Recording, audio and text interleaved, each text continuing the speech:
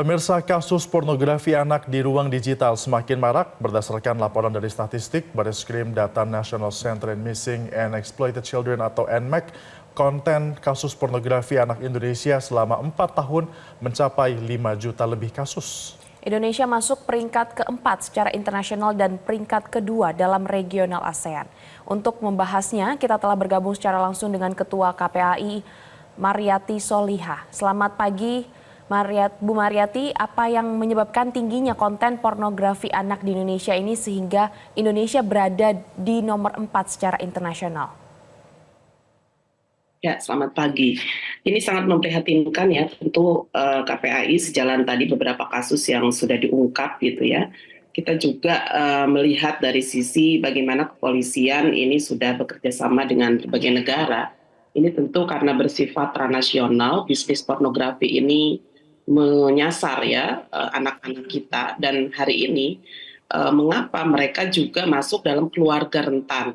Misalnya keluarga yang jauh tidak teredukasi, kemudian pada keluarga yang secara ekonomi juga lemah, dan kemudian anak-anak kita betul-betul tidak memiliki edukasi juga gitu ya, karena dilihat dari sisi usia ada yang 4 tahun, 10 tahun ya, bahkan dari konten-konten yang sudah ditemukan kepolisian dari ribuan itu hampir separuhnya itu anak-anak yang di usia 10 tahun ke bawah gitu ya. Nah, ini yang saya lihat akses informasi, kemudian literasi mendapat tantangan yang sangat besar di mana anak semakin muda, semakin usia balita gitu ya, itu menghadapi situasi yang sangat berlipat kerentanannya. Mengapa saya katakan rentan? Karena pelaku utama misalnya juga orang-orang yang sangat dekat, yang dianggap aman oleh anak, yaitu orang tuanya. Ini kan di luar nalar sekali gitu ya. Kenapa saya katakan demikian? Yang lebih parah lagi adalah ketika kontennya bukan hanya foto, tetapi sudah video. Itu artinya ada interaksi, ada bujuk rayu yang dilakukan berulang kali. Nah, untuk itu saya melihat pola-pola yang dilakukan ya para pelaku hari ini, yang belakangnya adalah sindikat dari perdagangan jual beli konten pornografi, ini yang harus kita perhatikan dan harus diungkap sampai akarnya. Karena kalau kita tidak melihat latar belakang satu demi satu gitu ya peristiwa ini terjadi, yang kita lihat hanya di permukaan ya, hanya sudah terjadi misalnya dalam situs-situs atau website yang beredar hari ini. Padahal ternyata perjalanannya dari mulai adanya bujuk rayu, iming-iming ya, dan masuk pada sasaran keluarga rentan, ini yang tentu awal mula ya mengapa marak hari ini dan ditemukan dalam berbagai website, dan terutama saya kira sudah masuk dalam transmisi transnasional di berbagai negara. Ini yang menjadi keprihatinan, sehingga akumulasi dari itu semua adalah pornografi anak sudah menjadi sebuah tren ya, dan secara internasional kita tahu bahwa ini adalah peringkat yang sangat memprihatinkan, sehingga di internal pun di Indonesia saya kira harus lebih mengimbangi, harus lebih meningkat lagi upaya-upaya mendasar, sehingga ini bisa kita turunkan edukasi secara masif dan kemudian anak-anak terlindungi. Ini catatan kami, Mas Glory. Ya, Ibu Ai Mariyati, tadi Anda katakan bahwa pelaku konten pornografi anak terkadang dekat dengan sang anak. Ada juga kasus ada seorang ibu merekam tindakan asusila dengan anaknya yang masih kecil. Nah, kenapa orang terdekat bisa menjadi pelaku, Ibu? Ya, ini yang sedang kita pelajari ya, karena kalau secara konvensional data-data di KPAI dalam kurun waktu 3 tahun, anak pelaku, anak korban kekerasan gitu ya, ini juga siapa hubungan antara pelaku dengan anak korban ini. Ternyata memang yang pertama 9,9% yang teradukan ke KPAI adalah ayah kandung, dan 6,1% adalah ibu kandung dari seluruh jumlah ya, yang kemudian diterjemahkan siapa saja sih para pelaku ini, diantaranya orang tua dan kemudian pihak lain. Dalam hal ini banyak sekali orang yang tidak dikenal, misalnya barulah ada guru ya, orang yang dikenal di lingkungan pendidikan misalnya, dan lain-lain, tetangga dan lain-lain. Nah, ini kan ada ruang aman yang sangat secara cermat gitu ya dihitung sebagai pintu masuk. Nah, dalam hal ini terkonfirmasi bagaimana orang tua didatangi, misalnya di pucuk rayu, ya, diberikan sejumlah iming-iming uang, misalnya, untuk melakukan tindakan itu. Ini yang luput gitu sejauh ini, yang kita pikir ketika misalnya secara konvensional kejahatan itu muncul misalnya dari orang-orang yang tidak dikenal, yang sewaktu polisi membongkar sindikat jual beli pornografi anak dengan Bandara Soekarno-Hatta, itu jelas ada anak yang dijadikan talent, yang direkrut ya oleh mereka, tetangganya, mereka yang dikenal gitu ya, dan kemudian dijadikan produksi filmnya dan diedarkan. Nah, ini satu sisi jelas gitu ya, produksi yang melibatkan, atau sindikat yang melibatkan jual beli pornografi, tetapi tidak terkait langsung dengan orang-orang terdekat. Tapi hari ini yang menurut saya harus meningkatkan upaya awareness kita ya, tantangan kita terhadap lingkup keluarga, karena yang sedang dilakukan langkah-langkahnya adalah orang-orang terdekat, yang di sini jelas ada ekonomi lemah, edukasinya rendah gitu ya, dan kemudian tidak mengetahui dampak-dampak dan resiko bagaimana konten ini ketika sudah masuk di ranah daring dan lain sebagainya. Ya tentu saja sangat signifikan pendekatan ini, karena anak dengan orang tua, kelekatannya gitu ya, kepercayaannya kira-kira, bahkan bondingnya itu kan melampaui orang-orang baik misalnya di dunia pendidikannya dan di sekitarnya, ya pasti orang tua adalah orang yang paling dekat. Nah, ini catatan yang saya kira pihak kepolisian hari ini koordinasi aktifnya bukan hanya ya dengan misalnya antar aparat penegak hukum, tapi juga dengan lingkup kementerian yang memang menangani soal pengasuhan, ya, soal keluarga gitu ya, dan juga jangan lupa bahwa di sinilah ada situasi transaksi keuangan yang semakin diungkap, itu semakin terlihat ya sejauh mana misalnya sirkulasi keuangan yang kemudian tadi dinyatakan baru beberapa bulan saja sudah mencapai puluhan juta dan bahkan ratusan juta, ini secara signifikan menunjukkan bahwa bisnis pornografi anak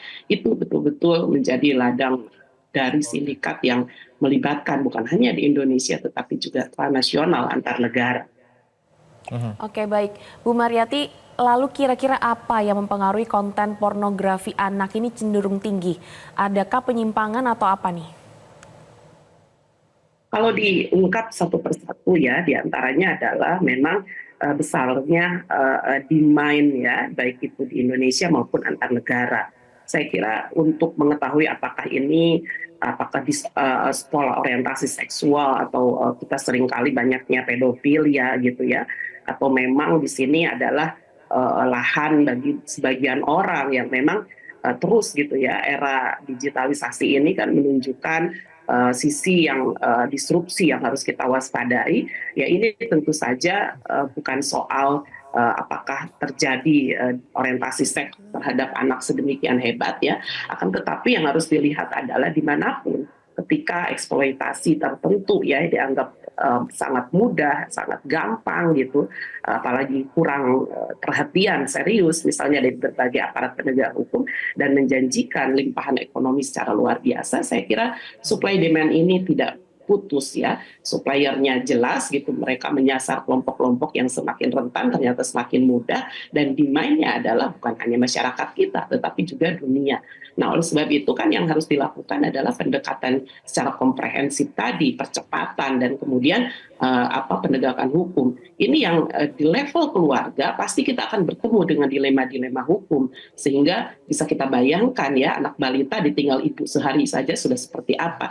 Nah, ini kita dihadapkan bahwa ibunya adalah pelakunya gitu, dan ini ternyata adalah korban dari serangkaian sindikat, karena polisi hari ini sedang mengungkap siapa-siapa saja yang menekan ya, mengancam ya, bahkan iming-iming yang tadinya dijanjikan padahal sama sekali tidak ada. Nah, ini yang saya kira lagi-lagi bahwa kita harus membaca ada tren pasar ya yang kemudian disampaikan ke Indonesia, dan ini sudah secara simultan saya kira dari berbagai negara.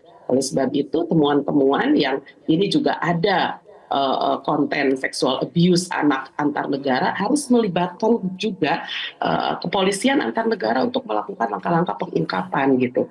Karena kita semua saya kira sudah meratifikasi konvensi hak anak antar negara ini yang mengharuskan percepatan langkah-langkah mengikat kita untuk membangun sebuah sistem yang lebih cepat, yang lebih akurat gitu ya. Dan bahkan tadi edukasi pun saya kira sudah tidak bisa secara konvensional ya, hanya bersifat face to face gitu. Tetapi bagaimana membangunnya dengan cara membangun tradisi literasi, yaitu dia harus muncul dalam berbagai fitur, dalam berbagai konten, diingatkan dalam berbagai iklan misalnya. Dan ini yang menjadi tantangan. Kita kalah dengan iklan-iklan yang bersifat pornografis, yang bersifat fitur-fitur fotografis, yang itu setiap saat bisa kita baca, kita buka, kita tanpa dicari pun gitu ya, algoritma itu muncul di HP kita. Nah, bagaimana itu kita balik gitu. Justru yang muncul adalah bagaimana perlindungan ini memahami bahwa konten-konten kekerasan ini bisa saja muncul di HP kita. Ini justru dengan cara-cara kita cegah,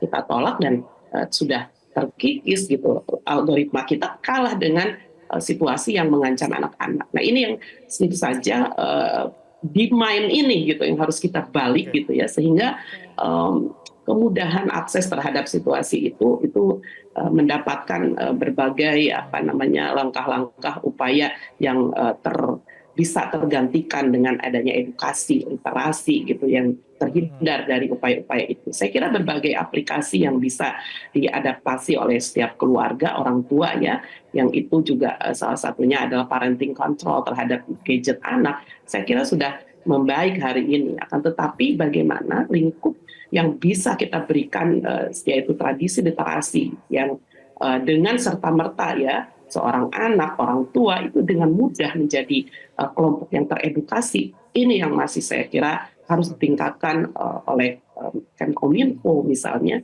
juga oleh lembaga-lembaga kementerian ya, yang memberi dukungan pada pengasuhan positif. Saya kira kesehatan reproduksi pun ya hari ini nggak bisa konvensional, bertemu face to face ya, edukasinya gitu. Tetapi mari kita tingkatkan pada aspek literasi tradisi tadi, yaitu mereka paham bahwa pada tingkat asusila, pada tingkat yang perilaku kekerasan seksual dari mulai mereka yang bersentuhan gitu ya. Karena praktek kekerasan ini dimaknai ya bersentuhan. Tetapi ketika sudah jadi gambar, sudah jadi konten dianggap bukan kekerasan. Nah, ini juga persoalan. Padahal secara reproduktif, padahal secara fisikal ya, dan bahkan fisik, ini memiliki dampak signifikan seumur hidup bagi anak-anak kita. Okay. Nah, ini jadi beberapa pendekatan ya yang menurut kami memang harus segera disikapi secara serius dan menghadapi 2025 pemerintahan ke depan, bahwa poin-poin kritis atas literasi digital kita, kesehatan reproduksi kita harus segera dibenahi. Ibu Mariyati, kemarin di pertengahan bulan April 2024, pemerintah melalui Menko Polhukam membentuk Satgas khusus untuk memberantas konten pornografi anak yang tersebar di media sosial ataupun media lainnya. Apakah Satgas ini sudah jalan, langkahnya seperti apa, dan ada imbauan seperti apa? Ya, sebetulnya negara sudah melakukan 2 strategi yang itu ditujukan oleh Satgas anti pornografi ini gitu ya. Yang pertama di bawah naungan Kemenko PMK, ini sudah berjalan hampir 2 dekade saya kira. Nah, ini bagaimana menunjukkan bahwa pencegahan ya, pelaku di garis grassroots ini menjadi kelompok yang kemudian menjadi pencegah utama ya, karena 80% situasinya ini sebetulnya di ranah hulu ya, di ranah tadi adanya ruang pendidikan, di ranah keluarga dan lain sebagainya. Nah, berikutnya adalah yang dilakukan hari ini Satgas di bawah Kemenko Polhukam itu masuk di ranah aparat penegak hukum ya. Jadi semakin menguatkan aspek-aspek pengungkapan, penindakan gitu ya. Bahkan tadi pelacakan investigasi follow the money misalnya, yang kita indikasikan sejumlah sirkulasi keuangan yang betapa melimpah ini dihasilkan dari jual beli pornografi. Itu tentu tidak mudah untuk diketahui, diungkap ya, bahkan melakukan langkah-langkah investigasi. Oleh sebab itu, mengapa ini terus dikonfirmasi di level hilir gitu, dan menyasarnya adalah pada aspek keluarga. Tentu sekali lagi saya mengingatkan bahwa bukan hanya sebuah gerakan ini secara bombastis gitu, sudah melibatkan berbagai Kemenko, bahkan dua strategi ya, ganda strategi dalam sekali gerakan. Mari kita konfirmasi di angka-angka yang selalu kita temukan, yang itu adalah tindakan-tindakan yang semakin hari semakin menunjukkan bahwa pola kejahatannya itu semakin dekat dengan kita semua. Tentu saya kira efektivitas berjalannya Satgas harusnya diimbangi, pola-pola pendekatannya pun harus semakin relevan dengan situasi hari ini. Nah, tentu kami akan melakukan koordinasi aktif.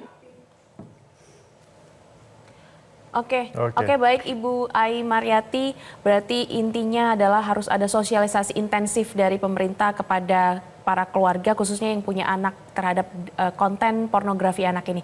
Baik, terima kasih Bu Ai Mariyati, Ketua KPAI, selamat beraktivitas.